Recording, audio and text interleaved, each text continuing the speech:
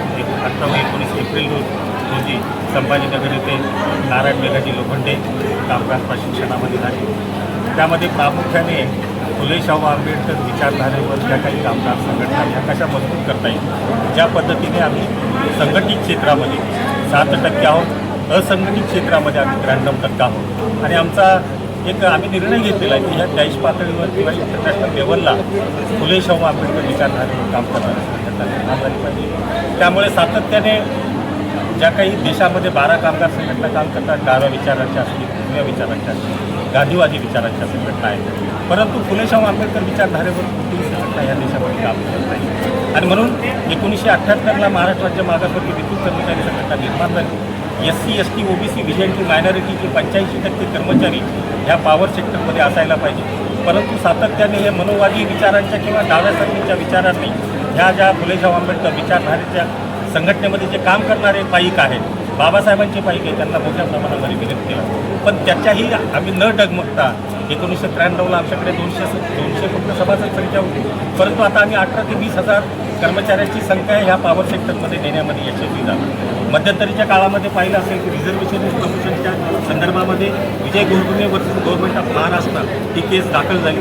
त्यामध्ये विजय जो काही 52% रिझर्वेशन इन प्रमोशन होतं, त्याला कुठेतरी मोठ्या प्रमाणामध्ये विरोध झाला। आणि ह्या महाराष्ट्र शासनाने 2017पासून 29/12/2017 पासून रिझर्वेशन इन प्रमोशन हे बंद केलेलं आहे आणि सेवा ज्येष्ठतेमध्ये सुद्धा पदोन्नती देण्याचं बंद केलेलं आहे। त्यामुळे मागासवर्गीय विद्युत कर्मचारी संघटनेने केंद्रीय कार्यकारिणीने निर्णय घेतला की जे मागासवर्गीय समाजाचे 70,000 कर्मचारी पदोन्नतीपासून वंचित आहेत, यांना न्याय जर द्यायचा असेल तर न्यायालयीन संघर्ष करावा लागेल। आणि म्हणून आम्ही डॉक्टर चव्हाण असेल किंवा डॉक्टर इंदिरा जयसिंग या सुप्रीम कोर्टाच्या ॲडव्होकेट आम्ही यांना नेमलं। आणि आता परवा महाराष्ट्र शासनाने आपण पाहिलं असेल की ह्या रिझर्वेशन इन प्रमोशनच्या संदर्भामध्ये आम्ही देश पातळीवर सुद्धा मोठ्या प्रमाणामध्ये आलो।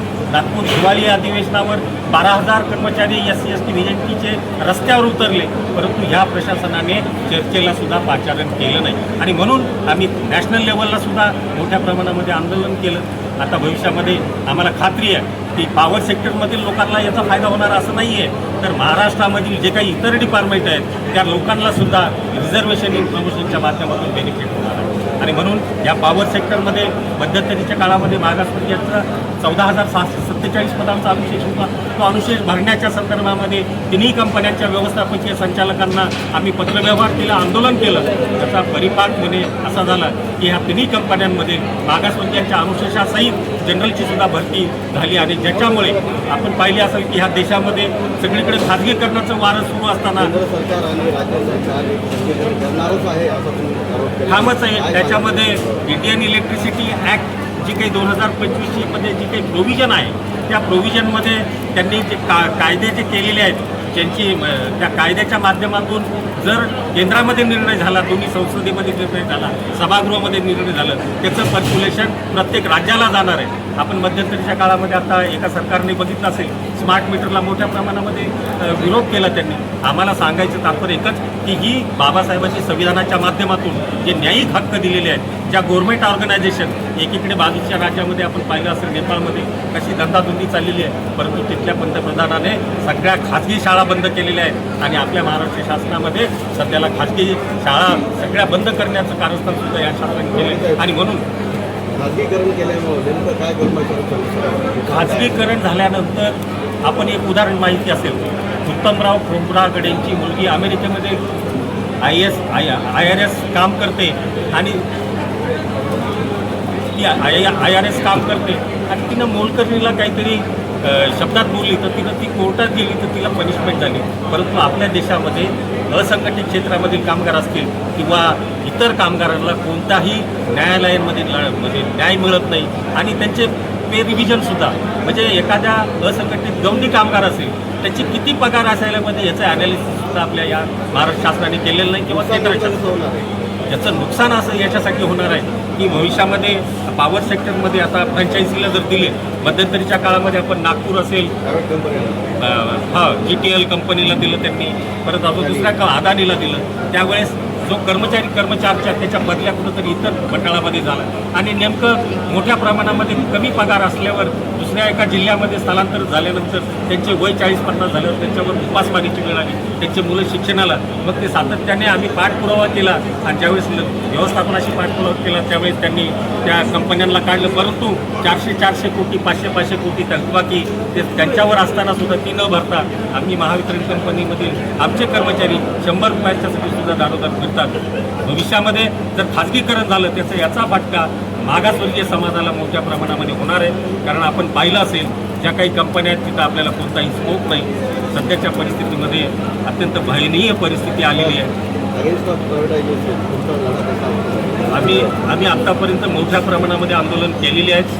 भविष्यामध्ये आम्ही स्वतंत्र मजदूर युनियनला ॲफिलेटेड आहे. जशी की भारतीय मजदूर संघ आहे, नॅशनल डाव्या विचारसरणीच्या संघटना आहे, तशी मागासवर्गीय विद्युत कर्मचारी संघटना ही स्वतंत्र मजदूर युनियनला देश पातळीवर ॲफिलिएटेड आहे. आमच्या 22 राज्यामध्ये कामगार संघटना निर्माण झालेल्या आहेत. आम्ही जरी पॉवर सेक्टरमध्ये काम करत असू तरी पण आमचे गौंडी कामगार असेल, टेलिफोनची संघटना असेल, पोस्टाची संघटना असेल, तेथील कर्मचाऱ्यांच्या संघटना आम्ही निर्माण करू, त्या स्वतंत्र मजदूर युनियनला ॲफिलेटेड करतो आणि कुठंतरी भविष्यामध्ये देश पातळीवर मोठं आंदोलन करण्यामध्ये आम्ही नक्कीच यशस्वी होऊ. कारण आम्ही सर्व कार्यकर्ते अत्यंत मेहनतीने काम करतायत आणि जर प्रवाहाच्या विरोधात काम करणं अत्यंत कठीण असतं. प्रवाहाबरोबर काय काय सध्याच्या परिस्थिती निर्माण झालेल्या आहेत हे आपण राज्यामध्ये पाहिलं, देशामध्ये पाहिलं. त्याच्यावर न बोलता मी एवढं म्हणेल की कामगारांची चळवळ अत्यंत प्रभावीपणे बाबासाहेबांनी ज्यावेळेस म्युन्सिपल कॉर्पोरेशनमध्ये संघटना निर्माण केली, बाबासाहेब त्या संघटनेचे अध्यक्ष होते. ज्यावेळेस निर्माण झाली त्यावेळेस काहीतरी तोडकेच